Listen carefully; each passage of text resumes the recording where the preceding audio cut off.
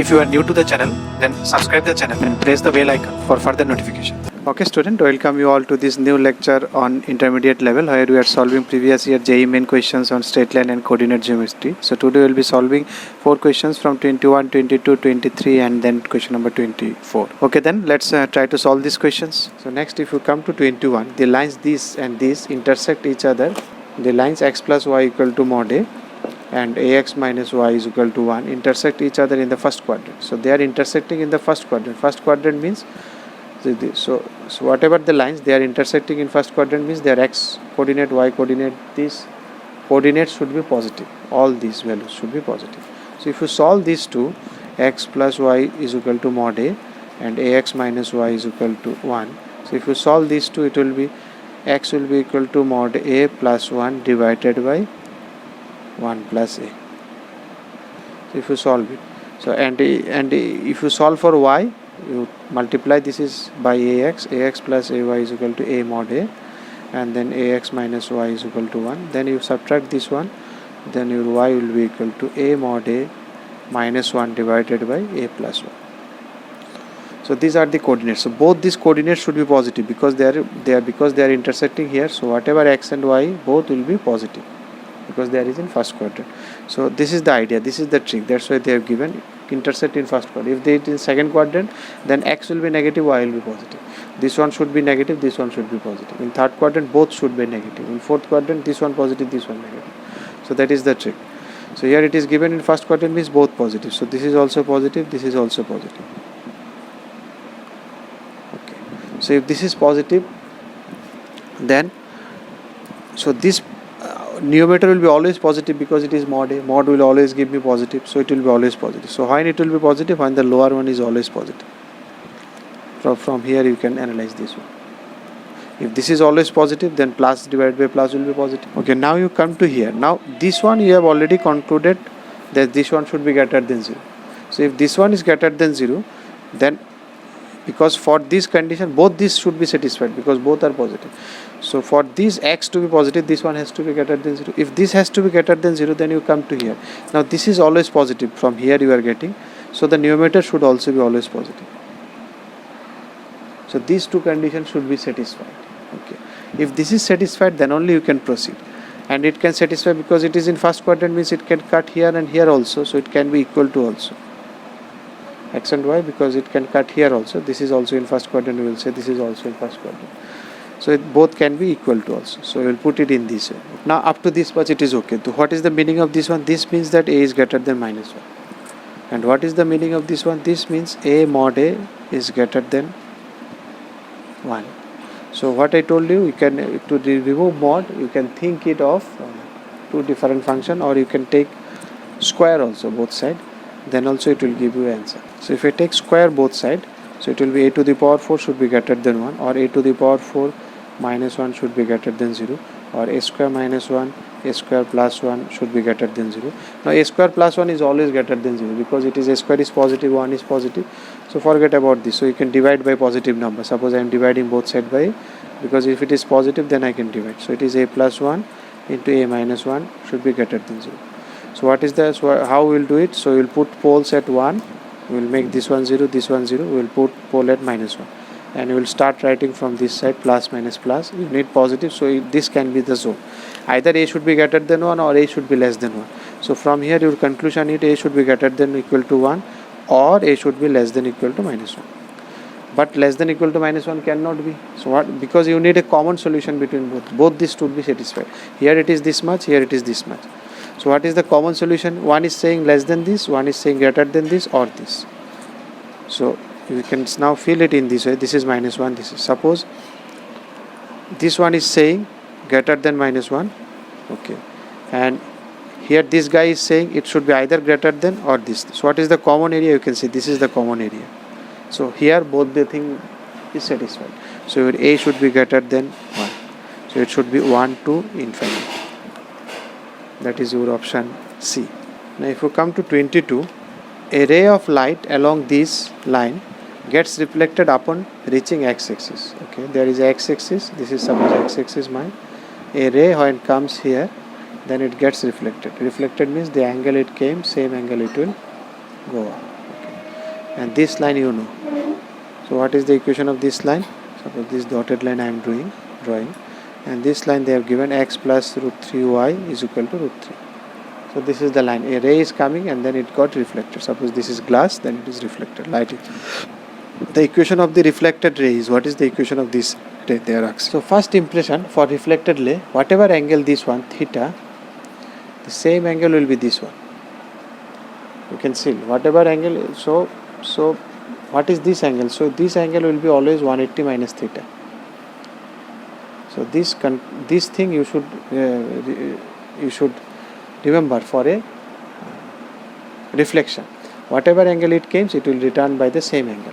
So if you think the slope, if the slope of this line is tan theta, if this is tan theta, then what is the slope of this line? Tan 180 minus theta. So what is tan 180 minus theta? That is minus tan theta. So the slopes of these two lines will be negative to each other. So let us check in the option which slope is negative. What is the slope is here? It is here the slope is, if you take x, it is minus 1 by 3. So the same slope should be there. So if you check slope here, it is 1, so it will not be the answer. If you check slope here, it is 1 by root 3, so it is not the answer. It can be, because it should be the negative of this one. What is the slope of this line? This line, if you calculate slope, it is minus 1 by root 3x, then plus 1. So what is the slope? Minus 1 by root 3. So here it is. So this line should have, so this is minus 1 by root 3, so this line should be 1 by root 3. So if you check, A is not the answer from here, B is 1 by root 3, B can be, C is root 3, so C cannot be, D is also 1 by root 3. So it can be B or D. So I stuck here. Okay. So that is the one trick I started with. If there is only one option satisfies that, then that could have been done. So I should not have done this problem. There is no need of solving the problem. If this way, it can be done. But here you can see you have stuck with two options, B and D. If there is only one option, then don't need to solve this question. We can stop it there. Okay. Because we cannot do that way, that means we have to exactly find the equation. Okay. So now if you see the reflection, one more idea you can got it from physics also. Suppose there is a point, this one.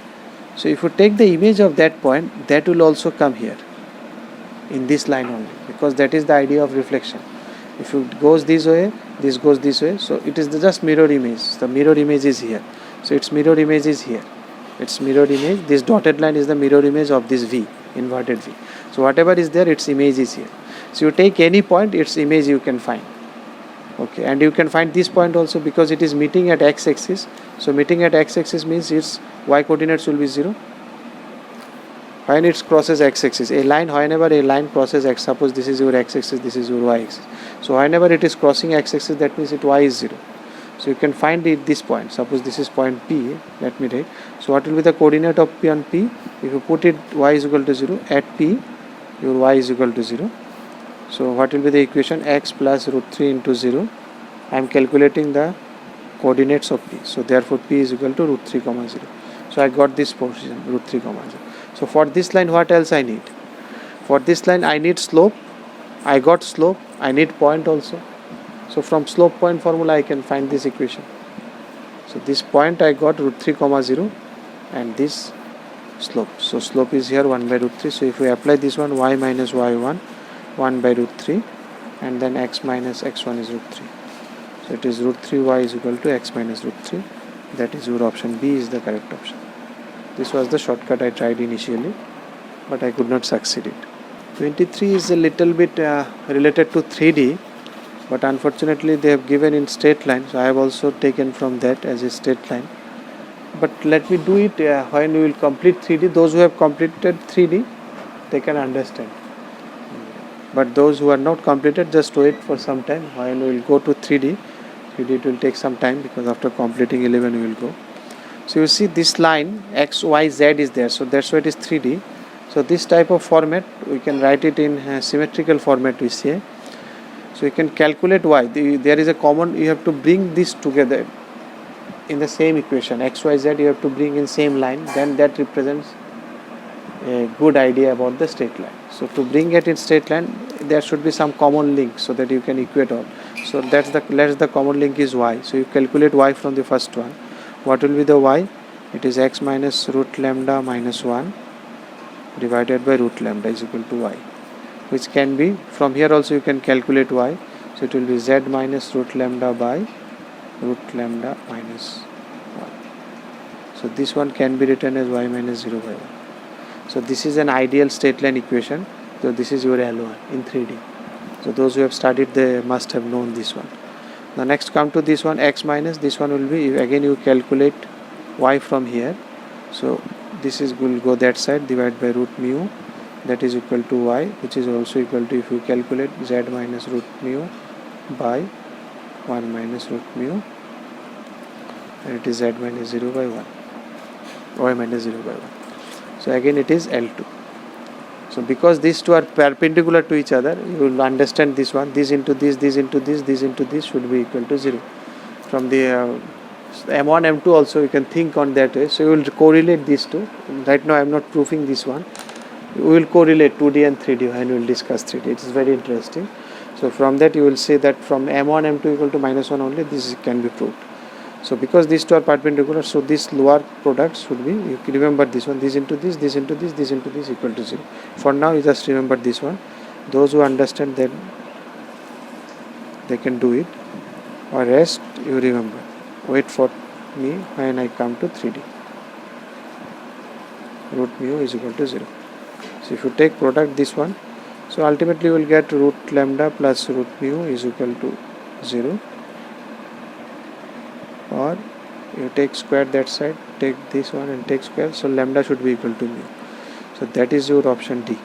Now if you come to 24, let theta b1 is the angle of this, and theta 2 be the angle of this line and this line, where c1 c2 are the any real number. Now you see this line, this between these two is theta 1, and between this and this is theta 2. So theta 1 between 2x plus 3y plus c1 between this theta 1, and theta 2 is, this is the same line, and you see these two lines, they are parallel line, you can see, because xy coefficients are same. So between parallel lines, so whatever angle this line would makes with this, the same angle it will make with this, because suppose I have two parallel line, one line, so whatever angle it makes, this is my 2x plus 3y plus c1 equal to 0, and this is my minus x plus 5y plus c2 is equal to 0, and this is minus x plus 5y plus c3 equal to 0. You can calculate angle. So this is theta 1, this is theta 2. Because these two lines are parallel, so theta 1 will be always theta 2, irrespective of c1, c2, whatever value it gives, because that doesn't change its parallel property. Parallel property is fixed as long as its x and y coefficients are equal. You can calculate here also. From here you can calculate what is the slope here. Suppose m1 will be minus 2 by 3 if you keep y one side. Here m2 will be equal to, what will be m2? 1 by 5, and here also it will be 1 by 5. So if you calculate theta 1, what is tan theta 1? m1 minus m2 by 1 plus m1 m2. So if you do this one, you will get it is 1, that is theta 1 is equal to 45. Similarly you can do tan theta 2 will also give you 45, because the same you will be doing m1 m2 is same thing you will be doing. So you can see the angles are equal. So whatever value of c2 c3, whatever, then it is always true. So statement 1 is, if c1 c3 are proportional, then theta 1 is theta 2. If it is proportional, then, because every case whatever the value of c2 c3 it is okay. If it is, you see the statement 1 is not saying that if it is proportional then only it will be okay. It is saying that if it is proportional then it is okay. If it is there, then it is okay. We know if for any value of c2 c3 it is true. Had they told you like this, suppose the statement was 1 with something like that, c1 c3, if c1 c3 are proportional, then only they are equal, then the statement 1 is false, because then they are saying if this happens then only this will happen, otherwise it will never happen. They are not saying, or they can say if also, I double f. What is the meaning of I double? If and only if only if this happens then it will happen, means if this happens then this, if only this happens then only this will happen. But here it is not, here it is general statement. If it is this, then it is this. So we know it is always true. If it is this or that, that doesn't matter. So statement 1 is true, and 2 theta over theta 2 is always for all c2 c1 c2. We know this one, that's why we can conclude 1 also. Whatever value of c2 c3 it is true. So So because we are using statement 2 in 1, so 1 is 2, 2 is 2 and 1 is 2 is the correct explanation of 1. That is option A. If you like the video, then press the like button and please give your valuable comments in the comment section.